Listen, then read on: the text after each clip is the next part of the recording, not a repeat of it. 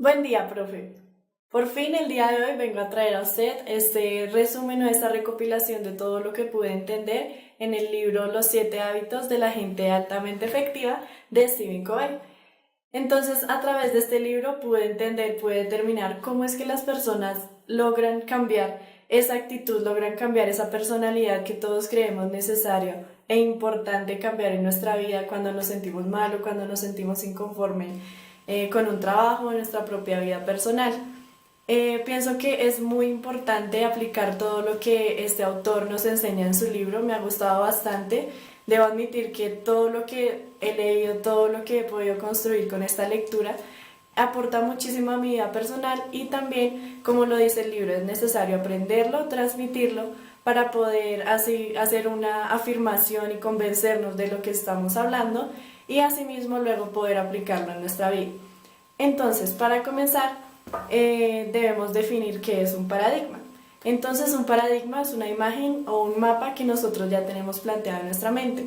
Es nuestra forma de percibir el mundo, son las percepciones que tenemos, ya sea de las personas, de las cosas, de las religiones, bueno, en general una visión que ya tenemos planteada y que nuestra mente tiene instaurada dentro de sí.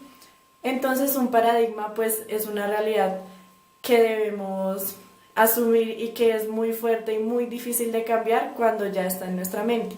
Entonces, algo que me gustó y me llamó bastante la atención del libro es cómo el autor juega y nos hace ejercicios como ejercicios psicológicos dentro del mismo libro y nos dice, nos aplica con ejemplos de imágenes como por ejemplo la imagen de la mujer que nos dice, miren la imagen y uno ve una mujer muy joven, pero nos dice, bueno, ahora miren la imagen desde otra perspectiva y nos hace ir a otra página y la mujer es una mujer anciana.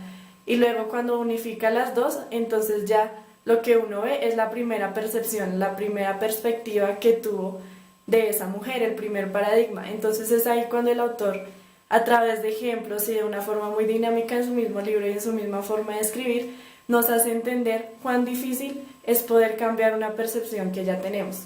Nos dice que un hábito es un principio que ya tenemos instaurado y que ya podemos desarrollar por nuestra propia cuenta ya habitualmente. Entonces nos dice que un hábito tiene 3 elementos principales, que es el conocimiento, que es el qué hacer, está el segundo, que es la capacidad, que es el cómo hacer, y el tercero es la actitud, que es el por qué hacerlo o el querer hacer. Entonces así vamos a empezar a hablar de los 7 hábitos. Los primeros 3 hábitos nos hablan de cómo llegar a ser independientes y los últimos 3 hábitos nos hablan de cómo lograr la interdependencia y cooperar todos juntos. Nos habla que se pasa de una ética de la personalidad, perdón, nos habla de una ética del carácter y pasa a una ética de la personalidad en los escritos futuros.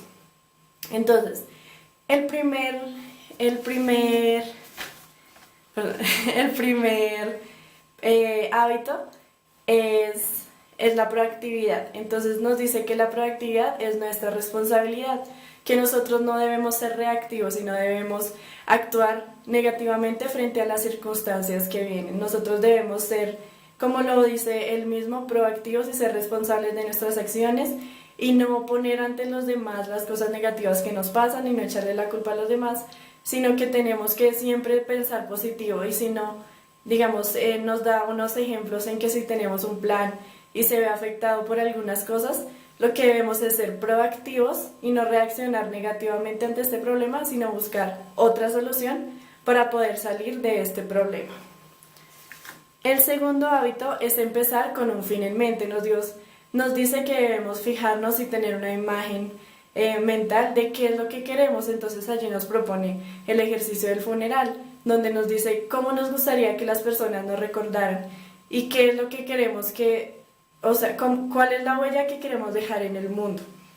Entonces allí es cuando vemos que cuáles son verdaderamente nuestros fines, ya sin pensar en lo material, sino cómo queremos vernos ante las demás personas y esto nos ayuda a fijar una meta, a fijar nuestros objetivos y así poder comenzar con un punto fuerte y estableciendo realmente quiénes queremos ser.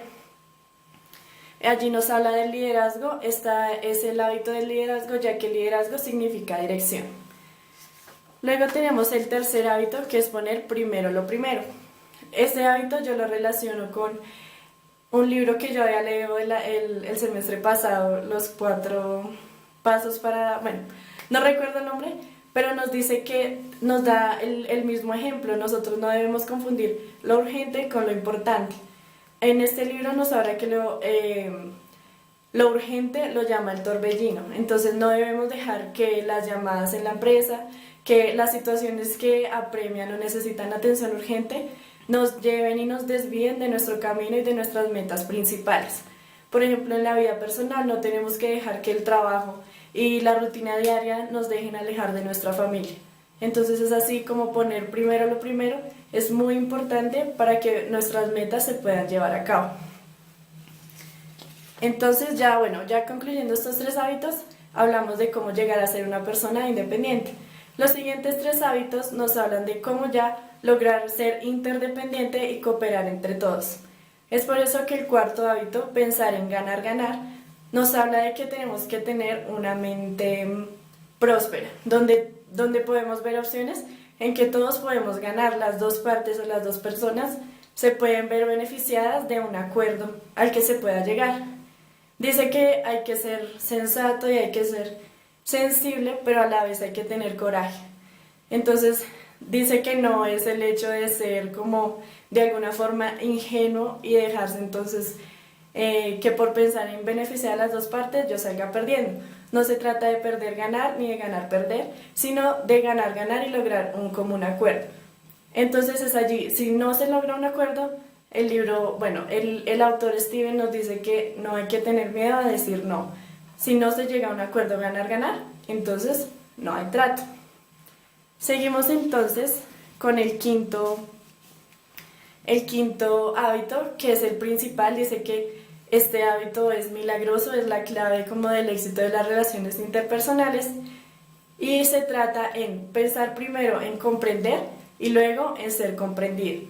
Entonces nos habla en este hábito de que siempre que vayamos a hacer una negociación o que estemos hablando con un amigo o con cualquier persona, primero debemos escuchar antes de buscar ser nosotros comprendidos, que es muy difícil porque siempre creemos tener la razón y pues lógicamente siempre procuramos ponernos ante todo en nuestro bienestar. Es importante escuchar a los demás primero, qué es lo que ellos quieren. Cuando ellos se sienten comprendidos por nosotros, van a sentir cómo son valorados y asimismo ellos nos van a comprender a nosotros. Entonces es un paso muy importante. Él dice que es el principal paso, es lo que determina casi que todo a la hora de comprender y ser comprendido igualmente. Luego nos habla del sexto hábito, que es la sinergia. Entonces nos habla de una cooperación creativa. Es allí cuando luego de la secuencia de todos los hábitos que hemos hablado, especial el ganar, ganar, y en el hábito de buscar comprender y luego ser comprendido, logramos una sinergia y logramos una empatía con la otra persona para lograr llegar a un acuerdo y lograr una solución que le permita, beneficiar a las dos partes. Entonces es allí cuando se logra como esa unión y esa amistad y donde se puede llevar una buena relación a largo plazo. Porque dice que sin una primera fase, que son esos 3 primeros hábitos de la personalidad, del carácter, se pueden aplicar los 3 hábitos de la ética de la personalidad, pero entonces esto no va a durar mucho. Van a ser relaciones interpersonales que se van a ver afectadas en un corto tiempo. Listo, para finalizar, entonces nos habla del séptimo hábito, que es afilar la sierra. Pero entonces, bueno, eso es un nombre un poco extraño, pero cuando nos habla de afilar la sierra, lo que quiere decir es como renovar. Es esa autorrenovación o automantenimiento que hacemos a nuestra propia vida para lograr ser efectivos. Nos dice que debemos renovarnos y debemos renovar el bien más preciado que tenemos, que somos nosotros mismos, que es nuestro cuerpo. Entonces allí nos habla de 4 dimensiones especiales, que está la dimensión espiritual, donde se puede tener en cuenta el segundo hábito, Nos habla de la dimensión mental, donde se tiene en cuenta el tercer hábito, que es tener el objetivo en mente. Nos habla de la dimensión física, donde nos dice que debemos hacer ejercicio para que nuestro oxígeno fluya y tener así una mejor condición física. Y nos habla del ser social y emocional, donde aplicamos los tres últimos hábitos que ya venimos hablando para la construcción de una buena relación interpersonal y la cooperación entre todos nosotros. Es así como este autor nos da a entender que primero, para poder cambiar nuestra forma de actuar y nuestra forma de pensar, es importante cambiar los paradigmas que tenemos. En realidad, los paradigmas son los que nos delimitan o nos obsesionan con una acción, dándonos un ejemplo de que cuando yo conozco a una persona y ya tengo una visión y una percepción de esta persona, ya nosotros la vamos a tratar de una forma diferente y vamos a tener algo metido en la mente que no nos va a permitir avanzar y cambiar nuestra forma de ser y de pensar y de actuar hacia esa persona.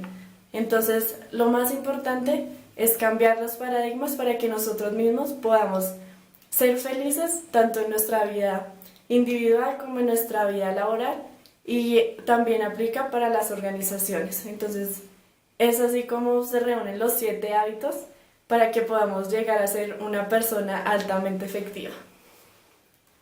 Muchas gracias, profe. Hasta luego.